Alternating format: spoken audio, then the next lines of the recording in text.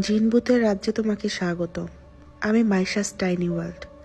আজকের গল্পটা একটু অন্যরকম, বেশ ভয়ঙ্কর। লাস্ট পর্যন্ত না শুনলে বোঝাই যাবে না আসলে গল্পে কি হচ্ছে। তাহলে গল্পটা শুরু করা যাক। আমি একজন মাদ্রাসা শিক্ষক। আমার দাদা ও পরদাদার বংশ পরম্পরায় সবাই ছিলেন তান্ত্রিক ও কবিরাজ।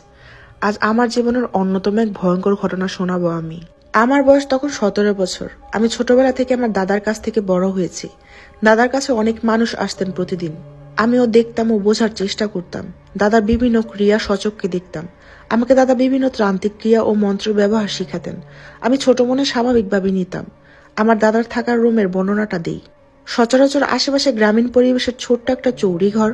দাদার রুমের পূর্ব কোনো একটা আসন সাজিয়ে রাখা। আসন একটা কলসের উপরে লাল কাপড় দিয়ে মাথা মোড়ানো ও গাঁদা ফুল দিয়ে সাজানো। পিছনে একটা বড় হরিণের শিং এবং সামনে আগরদানি ও মোমদানি রাখা। ভৌতিক এক পরিবেশ সবসময় সেখানে বিরাজ করত। আমার দাদার ঘরের এক কোণে একটা আদি যুগের মাটির নিচের একটা সিন্দুক আছে।